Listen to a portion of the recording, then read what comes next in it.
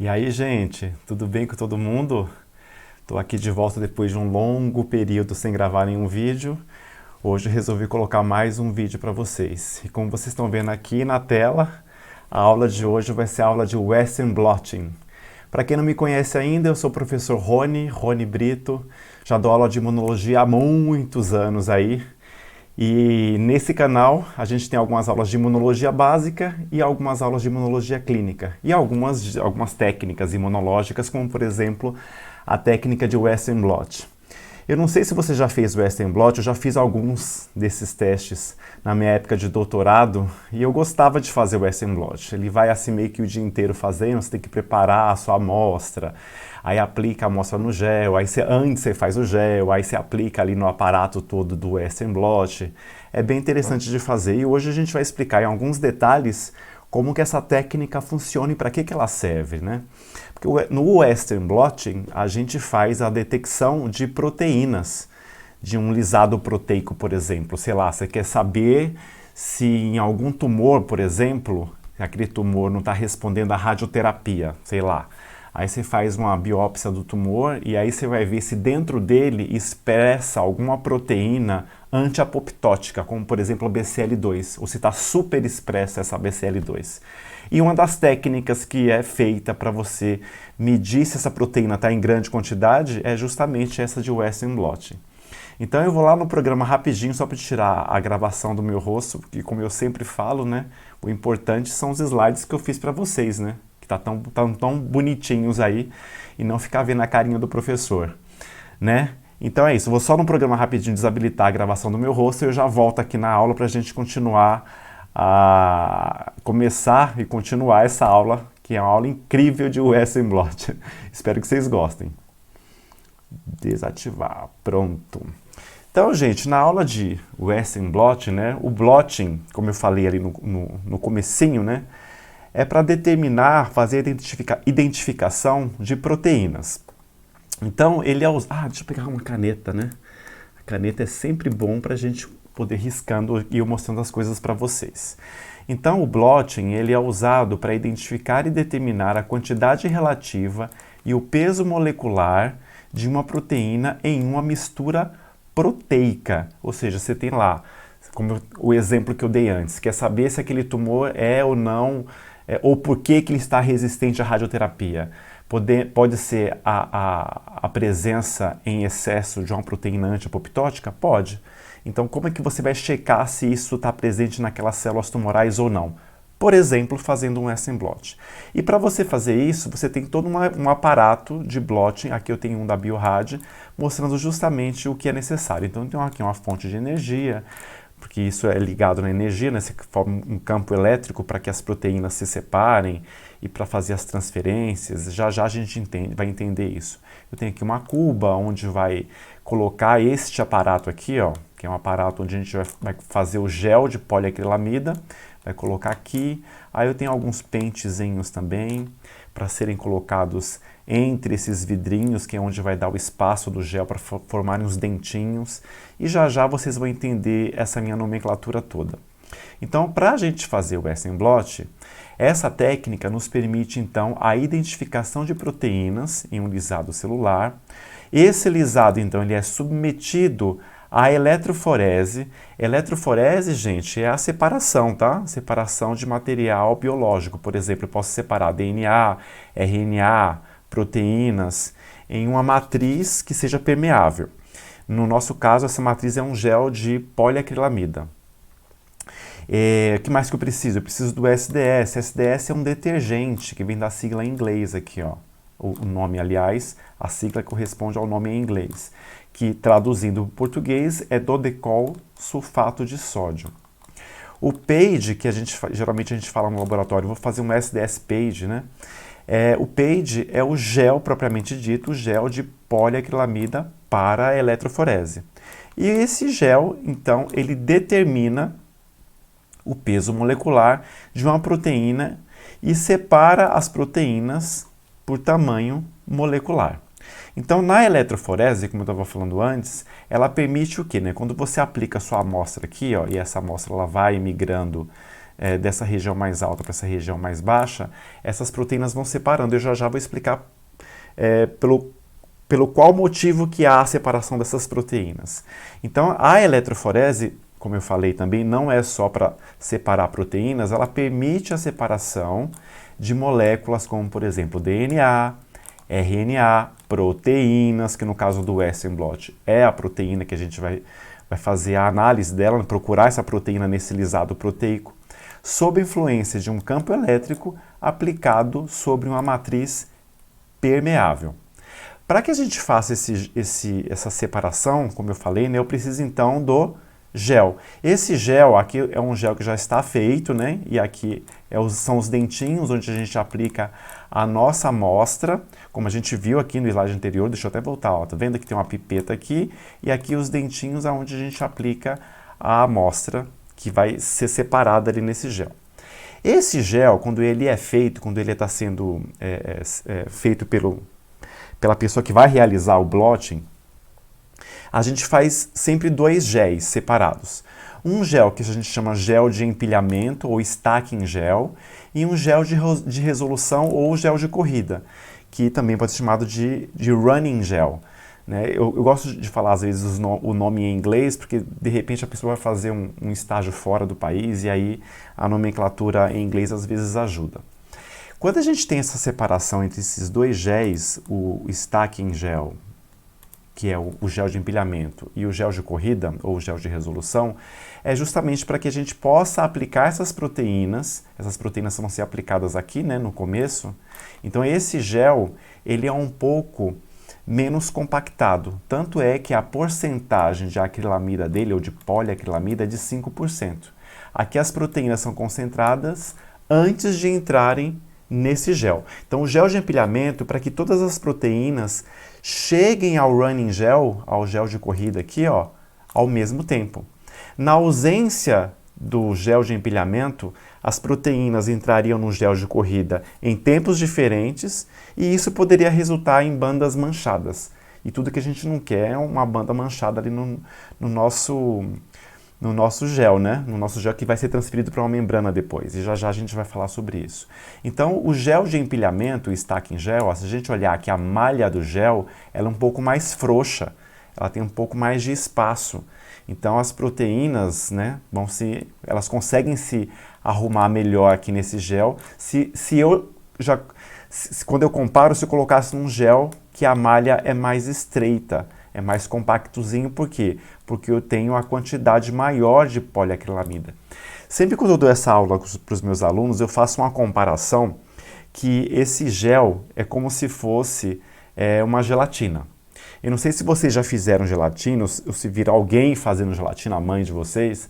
A gelatina é o que, gente? É um pozinho, né? Um pó, que é a gelatina que você mistura em água quente, e aí você espera esfriar, e conforme vai esfriando, você põe na geladeira, essa gelatina ela vai endurecendo, ela vai polimerizando. E a mesma coisa acontece com o gel. Se eu pego esse gel, diluo ele nessa solução, uma solução tampão, que já já eu falo qual que é a solução tampão, e conforme o tempo vai passando, esse gel ele vai polimerizando. Na gelatina, se você coloca, por exemplo, sei lá, 250 ml num saquinho de gelatina, e aí você quer fazer um teste para saber se a gelatina vai ficar mais durinha ou mais molinha. Você faz, sei lá, esse mesmo quantidade de pó de gelatina, você coloca em 500 ml ao invés de 250 ml de água. Qual dessas duas quantidades de água, com a mesma quantidade de pó, só que eu tenho mais água ou menos água, a gelatina vai estar mais dura, vai estar mais compacta? Onde eu tenho menos água. Ou seja, mais pó está concentrado ali. A mesma coisa acontece aqui. Então, quando eu coloco mais acrilamida, esse meu gel ele vai ter uma porosidade mais fechadinha, então ele está mais compacto. Se eu coloco menos acrilamida, o que acontece? Eu tenho esse gel com esses poros um pouco mais largos. E isso é importante, como eu falei, para que todas as proteínas cheguem ao gel de corrida, no running gel, ao mesmo tempo. Beleza, gente? Bom, com isso em mente, vou fazer uma pergunta no próximo slide, mas eu acho que vocês já vão saber a resposta, que eu acabei de fazer uma explicação, né? Então a pergunta é: o que determina a velocidade de migração do fragmento proteico pela malha do gel? O que determina? vai ser justamente o tamanho da proteína, o tamanho desse fragmento. Porque a gente sabe que dentro de uma célula a gente tem proteínas de diferentes tamanhos.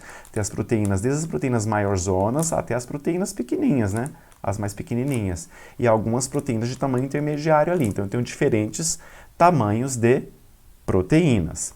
Aí, quando a gente faz justamente essa corrida dessas proteínas no gel, no running gel, então eu tenho uma mistura proteica, essa mistura proteica, então, é uma mistura que eu tenho proteínas, vamos voltar naquele exemplo lá, peguei as células de um tumor que não está respondendo à radioterapia e quero saber se esse tumor expressa ou não a proteína anti-apoptótica BCL2, que tem um tamanho X lá. Se eu não me engano, eu acho que é 32 kDa o tamanho da BCL2. Só que ela vai estar misturada num grupo de proteínas com diferentes tamanhos, né? Aqui, ó, proteína maior, essa grandona aqui, essa amarela, proteína menorzinha, que nem essa rosinha. Então, quando eu faço a eletroforese, o que vai acontecer? Eu tenho a separação, então, dessas proteínas por peso molecular.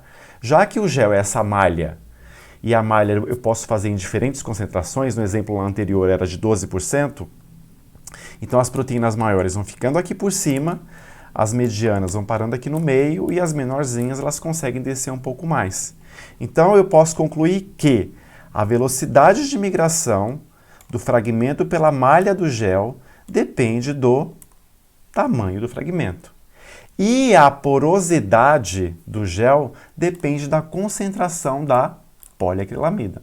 Então eu posso, dependendo do tamanho do fragmento proteico que eu procuro, se eu já tenho um conhecimento do tamanho dele, eu posso fazer um gel de 10% de acrilamida, 12%, 18%, ou seja, conforme eu vou aumentando a acrilamida, a malha do gel vai ficando mais fechadinha. Esse gel, gente, ele é feito do que então? De tampão tris, a poliacrilamida. Poliacrilamida por quê? Porque eu uso acrilamida e bisacrilamida. Aí eu chamo de poliacrilamida. Uso também a APS, que é persulfato de amônio. Ele polimeriza a acrilamida, faz com que ela vá ficando mais durinha. E o TMED, que é um catalisador do APS. Aí, eu preciso fazer o que além do gel, né? Eu preciso tratar as proteínas. Então, depois que eu fiz a extração proteica daquele grupo de células, as células do tumor ou qualquer outro tipo de célula, eu vou ter que fazer o tratamento da proteína. E o tratamento da proteína, eu vou fazer com o SDS. Lembra que o SDS é aquele detergente, o do decol sulfato de sódio? E esse SDS, ele põe carga negativa nas proteínas. Com o SDS deixando todas as proteínas com a carga negativa, eu consigo separá-las por peso e não por carga. Por isso que é importante usar o SDS nesse tratamento das proteínas.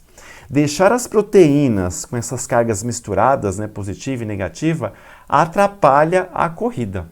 Certo, gente? Bom, então uma das coisas que a gente vai pôr no tratamento dessas proteínas, depois que eu fiz a extração das células, é colocar SDS, tratar com SDS.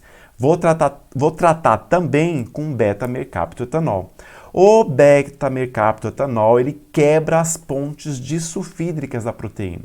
Então eu tenho aqui a proteína dobrada, na sua última forma, e aí quando eu quebro as pontes disulfídricas, eu vou meio que deixando a proteína naquela primeira conformação dela, né, que é a conformação um pouco mais linear.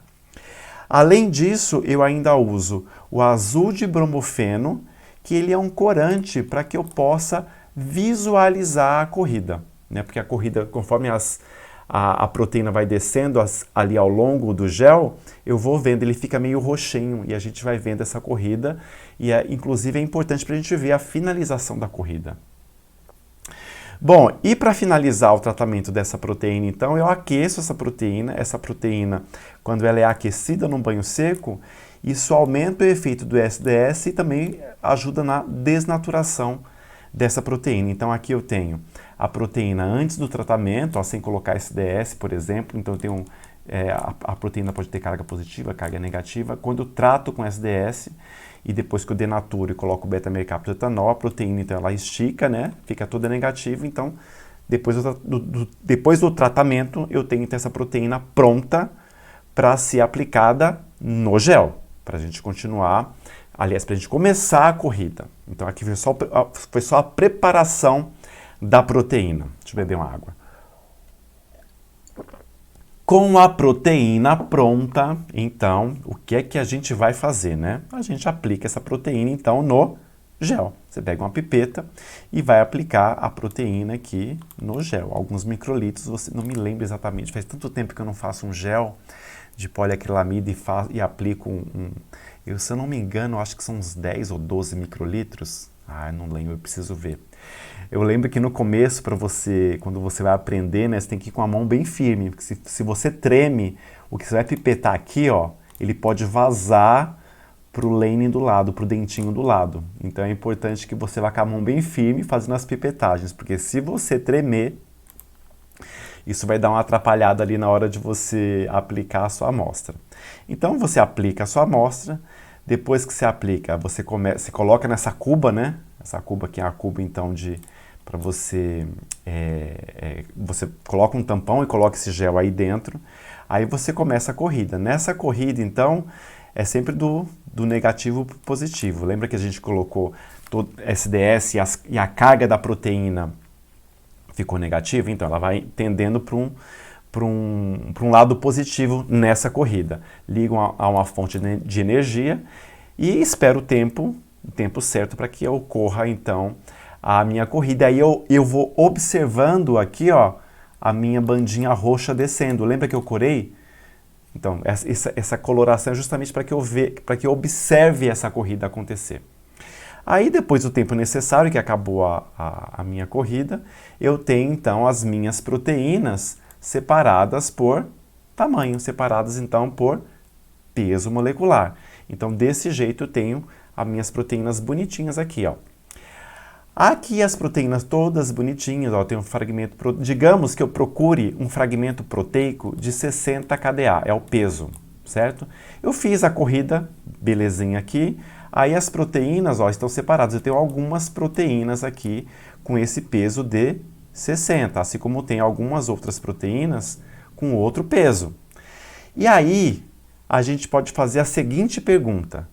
Essa proteína que está aí, ó, digamos, ó, aqui em cima do slide eu estou vendo aqui, ó, fragmento proteico que eu procuro, é um fragmento de 60 kDa.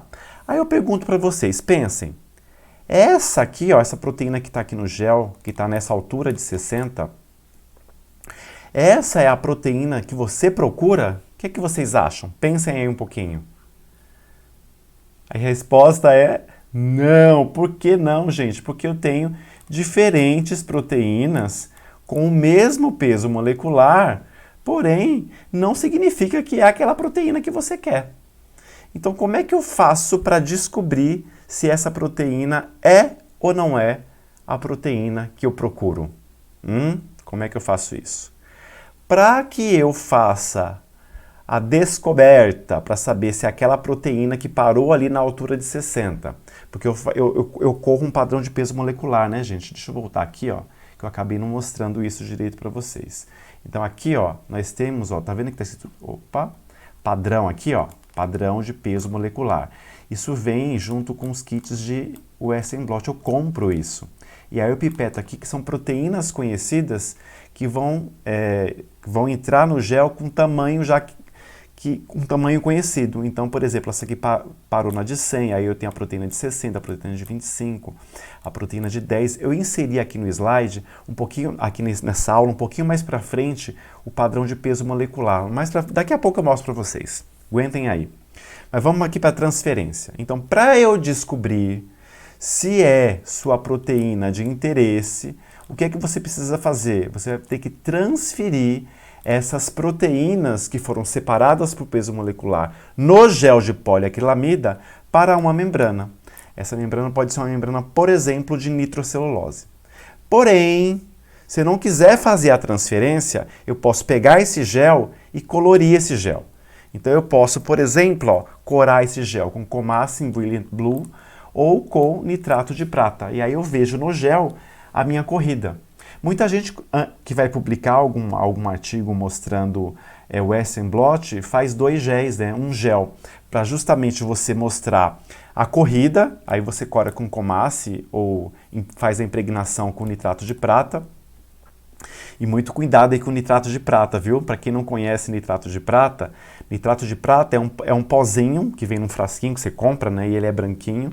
E às vezes o povo ia pesar isso no laboratório, deixava cair na bancada, aí você passava os cotovelos na bancada, né? Para usar a balança para pesar uma outra coisa, e aí você manchava o braço, a pele, porque o nitrato de prata, ele gruda em proteína. Tanto é que aí a gente tá vendo que ele impregna aqui, né? A proteína, ele mancha. E na pele ele fica um ponto preto. E aquilo só sai depois que você troca a pele. Então não sai nem a pau aquilo, né? Depois de um tempo que sai. Então você pode fazer o seguinte, você pode corar o gel e usar esse gel para mostrar junto na publicação ou na sua tese, sei lá, junto com a transferência. Já já vocês vão entender melhor a transferência porque eu não mostrei ainda, ó. Vamos ler o que está escrito aqui, ó. Porém, se você precisa apenas mostrar as proteínas separadas no gel, você pode tratar o gel para a preservação das proteínas com Comace Cora e nitrato de prata também. Bora para a transferência? Bora para a transferência. Então, como eu falei, o Western blot, na verdade, ele não começou ainda, né? O que a gente fez foi a eletroforese no gel de poliacrilamida para que eu tivesse a separação proteica por peso molecular, por tamanho de proteína. Aí eu preciso transferir isso para uma membrana. Nessa transferência, então eu vou usar o gel, que está a membrana aqui, ó, escrito gel. Olha aqui as bandinhas que passaram pela eletroforese e separaram. E em contato direto com o gel, eu vou grudar aqui uma membrana de nitrocelulose ou PVDF. Essas membranas, elas parecem, inclusive o rolo dela, vem igualzinho a um rolo de papel manteiga. Já viram o papel manteiga que é usado na cozinha?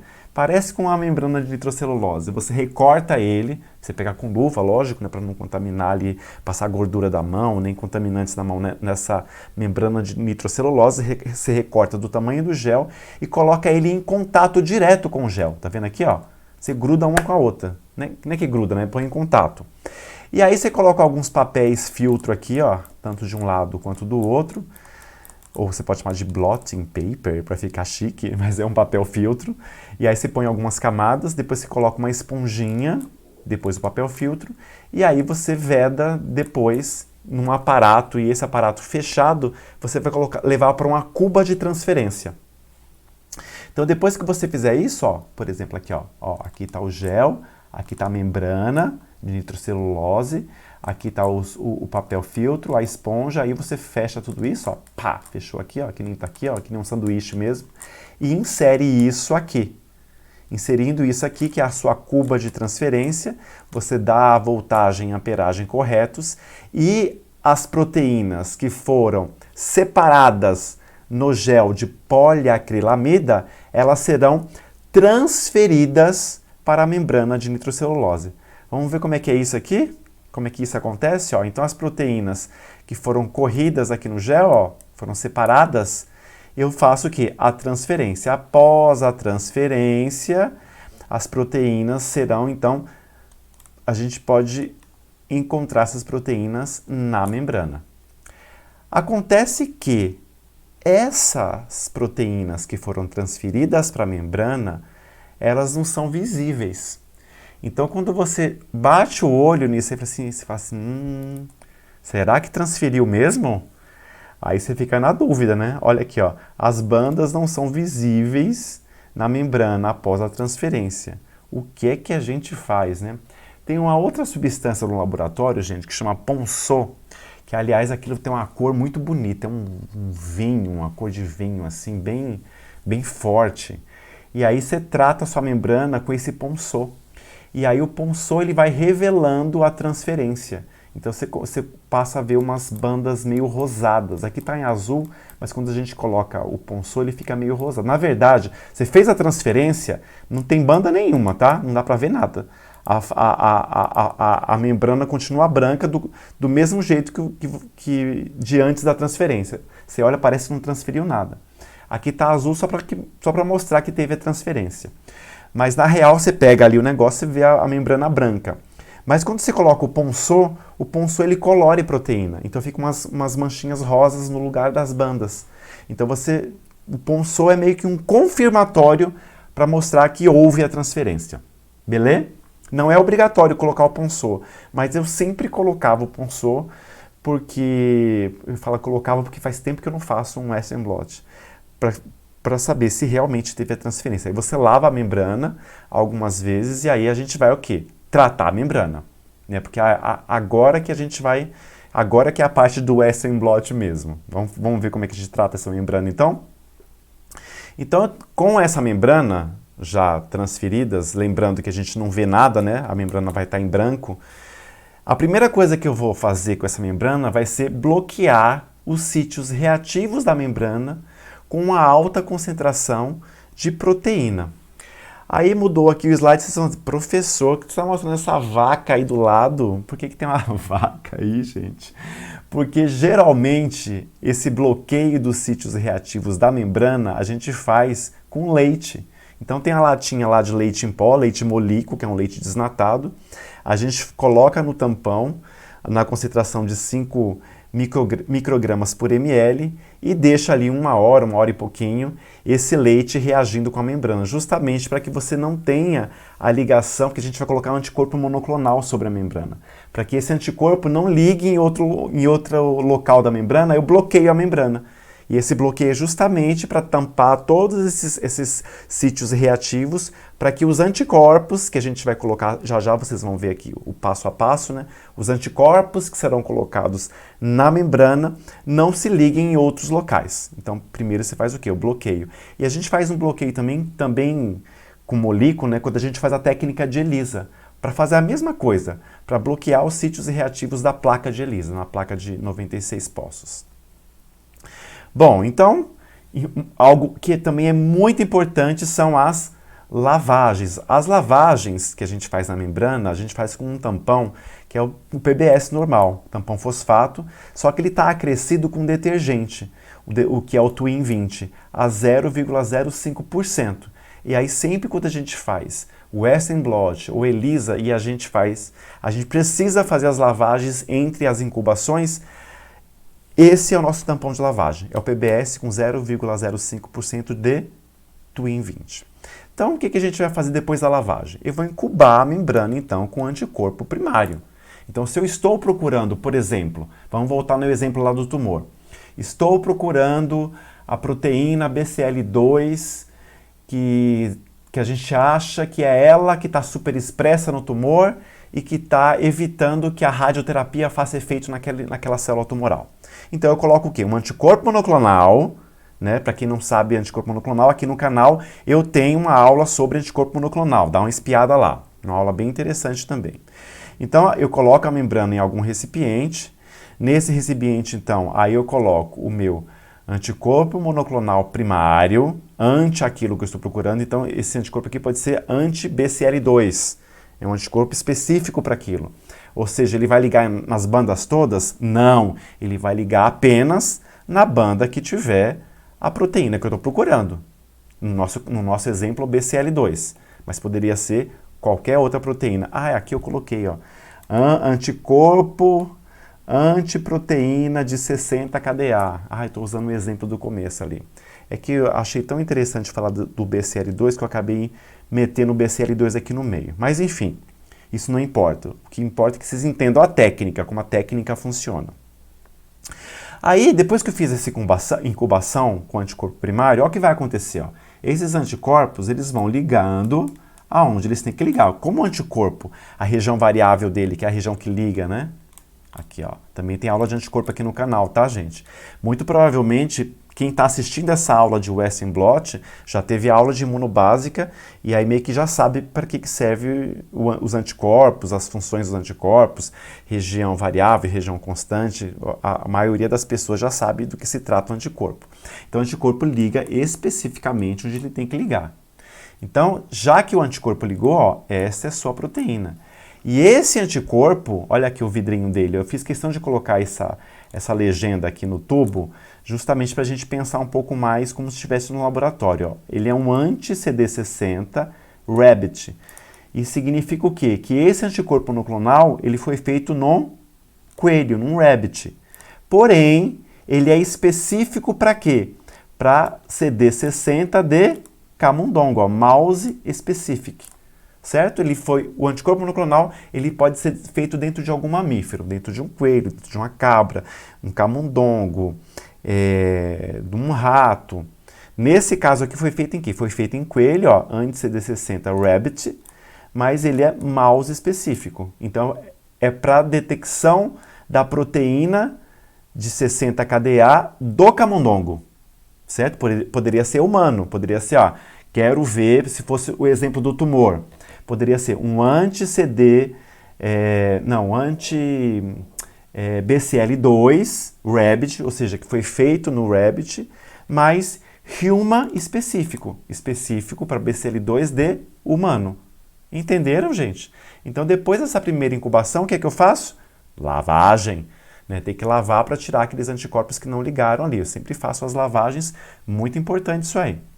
Depois que eu fiz a lavagem, eu vou fazer a incubação da membrana com anticorpo secundário. Então, incubar a membrana com anticorpo secundário conjugado à enzima, que pode ser a peroxidase, por exemplo. Então, aqui, voltando à primeira imagem da incubação da minha membrana, essa aqui é a proteína que você procura, né, a proteína de 60 KDA, com anticorpo primário aqui, né, que estava lá no slide anterior, e aí eu vou fazer a incubação com o anticorpo secundário. Esse anticorpo secundário é um anticorpo anti-anticorpo conjugado com a enzima. Ó, esse vermelhinho aqui é um anticorpo anti-anticorpo e o verdinho é a enzima, a peroxidase, por exemplo. Então eu tenho aqui, ó, anti-rabbit IgG, ou seja, esse anticorpo, ele é um anticorpo contra o quê? Contra IgG de quem? De coelho. Porque o primeiro anticorpo, esse anticorpo pretinho aqui, ele não foi feito no coelho? Então, eu preciso ter o quê? Um anticorpo que ligue aonde? Em coisas de coelho. Então, por isso que ele é anti-rabbit, anti-coelho IgG. E ó, linked antibody, HRP linked antibody, ou seja, ele é conjugado a uma peroxidase, certo? Só que aí, até aí, a gente não está vendo nenhuma reação, a gente está acreditando que tem a minha proteína, a minha banda, né, de 60 KDA e os anticorpos, tanto o primário quanto o secundário, ligaram, mas a gente não vê nada, a gente não revelou nada ainda. Para que eu possa obter a visualização, eu preciso adicionar na sequência, né, o substrato da enzima. Antes de colocar o substrato da enzima, eu também faço o quê? Lavo essa membrana, né? Cada incubação seja anticorpo primário, anticorpo secundário, o molículo, né, o leite, para cada incubação, pós-incubação, eu faço uma lavagem com aquele PBS Twin. Aí, depois da lavagem, eu coloco o quê? Eu adiciono o substrato. Nesse exemplo, o substrato que a gente está usando é o 4-cloro-1-naftol, que ele atua na peroxidase. Então, o 4-cloro-1-naftol, a enzima, a peroxidase, ela catalisa a oxidação do substrato em um produto colorido insolúvel visível, que se deposita na membrana. Quando se deposita na membrana, essa membrana vai aparecer uma corzinha na membrana e a banda, então, ela é revelada. Próximo slide eu tenho aqui uma foto, ó, disso. Aqui a banda fica bem escurinho aqui, a minha banda. As outras bandas, elas estão aqui, ó, as bandas de outro tamanho. Só que como a ligação do anticorpo é altamente específica e eu fiz a revelação agora só no final, eu não verei as outras bandas e vejo apenas o quê? Eu vejo apenas a banda de interesse, ó. E aqui vocês estão vendo que a banda está ficando mais fininha, provavelmente uma cinética aqui de alguma coisa que eles fizeram. E aí eles viram que aqui a banda está mais grossa, tem uma maior concentração daquela proteína, e aqui a banda está bem, quase nem aparecendo, ó. Isso significa o quê? Tem algum tipo de cinética que foi feito nesse experimento aí, onde foi diminuindo a concentração dessa proteína naquele extrato celular, naquele extrato proteico daquelas células que vieram de algum lugar. Aqui eu tenho um outro exemplo, ó. Aqui eu tenho o padrão de peso molecular, né, que são as proteínas conhecidas. Aqui eu corri a minha amostra. Esse gel, gente, é o gel que foi corado com com Comasse Brilliant Blue. Por isso que está assim, dessa corzinha meio arroxeado. E aí eu posso comparar para publicação, colocar a membrana de nitrocelulose, onde foi feito o Western blot, onde foi feita a transferência. Aí eu mostro que no gel, eu mostro a banda no gel, aí eu mostro a mesma banda, quer dizer, não é a mesma, né? Porque eu fiz 2 géis diferentes. Um gel eu fiz só para corar o gel e eu ter esse gel, e o outro gel eu fiz para fazer a transferência na membrana. Então aqui eu mostro as duas coisas, ó. A transferência, com o anticorpo aqui, a proteína de 60 kDa, e aqui a mesma proteína no gel. Eu posso fazer esse comparado.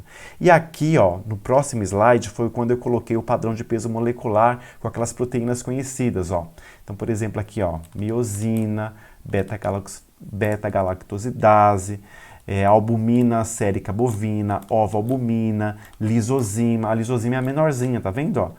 Ou seja, eu coloco esse padrão de peso molecular, sempre quando eu faço Western blot, na eletroforese, eu faço a pipetagem do meu padrão de peso molecular no primeiro lane, ó, no primeiro dentinho aqui é onde eu faço a pipetagem. Tem gente que faz no final, né? Eu gosto de fazer no primeiro. E aqui segue para as outras amostras, né? Ao longo do gel segue as outras.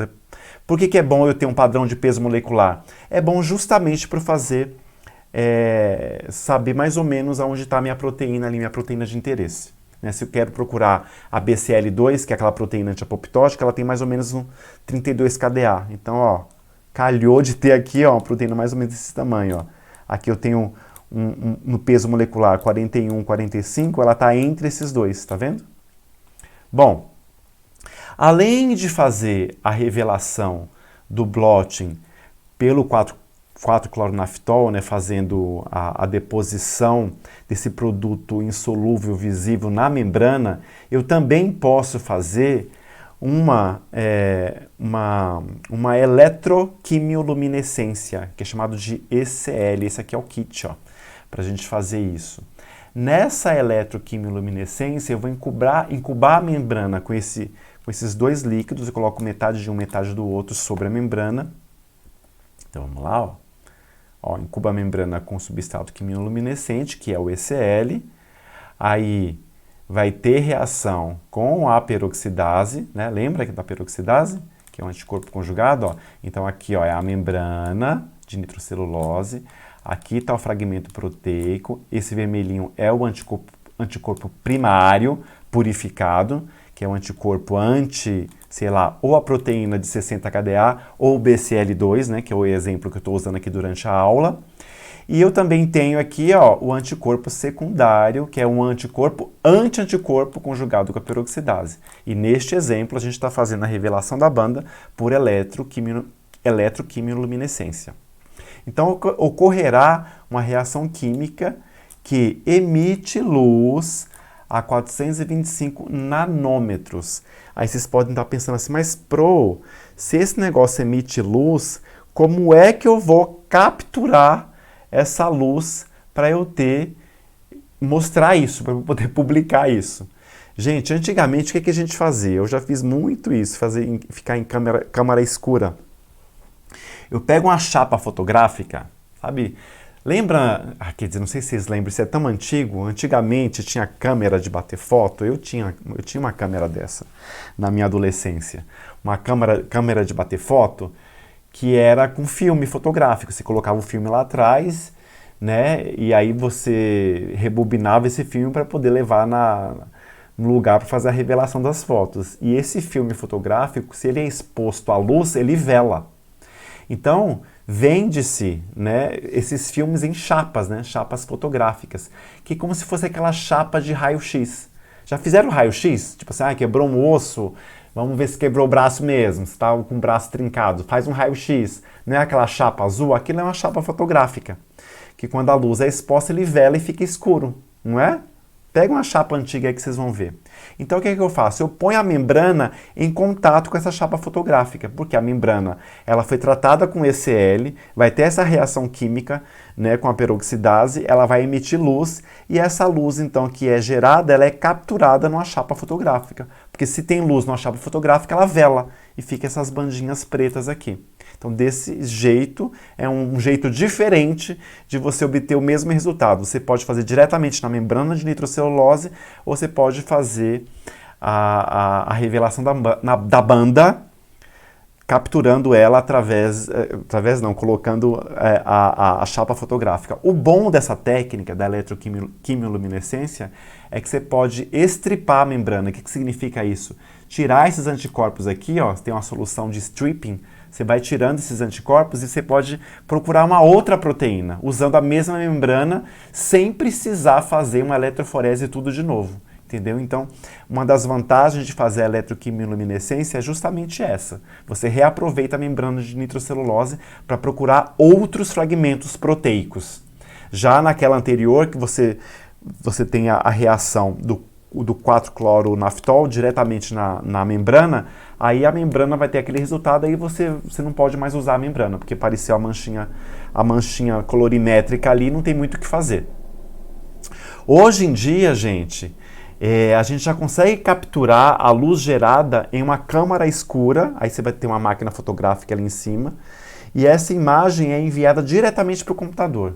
Então já deu uma boa facilitada ali, né? Você já coloca, tem uma câmara escura, você coloca ali a tua membrana já no ECL, vai ter na reação química, e com essa câmera em cima, essa câmera, aliás, vai capturando essa luz, e isso é transferido direto para o computador, e aí você já pode meio que usar para botar na tua tese, ou usar para publicar, e aí vai. Beleza? Bom, deixa eu beber mais um gole d'água antes de falar do blotting como teste confirmatório para a infecção do HIV. O HIV, gente, é um vírus da imunodeficiência humana, que leva a AIDS, né, que matou muita gente na década de 80, 90, ainda vem matando, mas com os medicamentos atuais se conseguiu segurar um pouco mais ali os óbitos por conta das infecções de HIV. Inclusive aqui no canal tem uma aula de imunologia do HIV, para quem se interessa dá uma procurada aí. Então, quando eu estou infectado com HIV e eu não sabia, eu fiz um teste de triagem, que pode ser um teste de ELISA, por exemplo, ou um teste rápido, eu não posso apenas fazer um teste e começar o tratamento. Então eu faço pelo menos 2 testes. O teste confirmatório para o HIV é o Western blot. E como é que isso funciona? Para isso, eu vou ter proteínas definidas do HIV, conhecidas separadas, é diferente, tá, gente? Quando eu pego uma amostra diretamente biológica, sei lá, peguei as células do tumor, extraí as proteínas daquele tumor, vou ocorrer aquele extrato proteico, que tem várias proteínas que eu nem conheço quais são, que vão correr ali no gel de poliacrilamida para fazer a eletroforese e vou ter um padrão de bandeamento. Para fazer esse teste de HIV, eu já faço uma corrida aqui no gel de proteínas conhecidas, do HIV. Uma mistura definida de proteínas do HIV é separada por eletroforese em gel e transferidas para uma membrana. Aí você pega e transfere essas proteínas que você separou no gel já para a membrana. Então você sabe que são proteínas do HIV. Você não está procurando proteína do HIV, certo? O que você correu no gel foi proteína do HIV, você já sabe disso. E aí o que foi transferido para a membrana foram as proteínas do HIV, você já sabe disso, né? O raciocínio é um pouco diferente. Quando você procura uma proteína que você não sabe no extrato proteico que você não sabe, e aqui neste caso, você sabe quais foram as proteínas que foram separadas, que passaram pelo processo de eletroforese. Beleza? Qual que é o passo seguinte? O passo seguinte é você colocar o soro ou plasma do paciente que está com suspeita sobre a membrana. Por quê? Porque se o paciente que fez o primeiro teste, o teste de ELISA, deu positivo para HIV, bora testar em outro método para confirmar a infecção do HIV, esse outro método é o Western blot. Então, se o paciente, a pessoa, tem o HIV consigo, dentro dela houve uma resposta imunológica com produção de anticorpos anti-HIV, certo? Então, o que é que eu vou fazer? Eu vou pegar essa membrana de nitrocelulose, onde eu tenho as proteínas do HIV que foram passadas pelo processo de eletroforese, e vou colocar por cima o soro do paciente, ó. Colocar, então, o soro do paciente. O soro do paciente vai ter o quê? Anticorpo anti-HIV, porque o sistema imunológico reconheceu o vírus e fez uma resposta imunológica com com esse anticorpo anti-HIV presente, então, nesse soro. Aí, os anticorpos do paciente, ó, vão ligar aonde? Vão ligar as bandas das proteínas do HIV, que eu já sabia que eram proteínas do HIV. Concordam, gente? Então, o que é que eu faço depois? Eu vou incubar a membrana com anticorpo anti-anticorpo humano conjugado com peroxidase, adicionar o substrato da enzima e depois eu tenho a revelação dessas bandas. É desse jeito que a gente faz o teste de Western blot como confirmatório para a infecção do HIV. Aí aparecendo as bandas, aí, meu amigo, tá com HIV mesmo, bora fazer o tratamento, né? Importantíssimo. Tá acabando já a aula, gente. Aguenta aí. Só vou mostrar algumas curiosidades aqui para vocês agora. Na verdade, é uma curiosidade só, tá? Teve um cara, o Edwin Southern, olha aqui o nome dele. Ele foi o primeiro cientista que transferiu DNA, que ele fez a eletroforese, né? De um gel para uma membrana. Assim, o nome da técnica ficou Southern blotting. Porque aí pegou o quê? O sobrenome do cara para fazer, para homenageá-lo como o nome da técnica. E por analogia, Northern blotting ficou para transferência de RNA e o Western blot para transferência de proteínas. Gente, é isso que eu tinha para falar para vocês. Tá bom? Acessem as outras aulas se vocês têm dúvidas, me sigam aí nas redes sociais. Deixem as suas perguntas, que na medida do possível eu vou respondendo para vocês, tá bom? Porque também eu sou professor na universidade, tenho os meus alunos, tenho meus alunos do laboratório, tenho meus alunos que eu tenho que fazer correção de TCC, tem as aulas propriamente dita, preparação de aulas, então eu tenho uma agenda bem cheia aí, né? Então, na medida do possível, se vocês forem se comunicando comigo, eu vou dando as respostas pelas redes sociais, pelo YouTube, tá bom? É isso, um abraço para todo mundo, espero que vocês tenham gostado da aula e nos vemos no próximo vídeo aqui no nosso Imuno Canal. Abraço!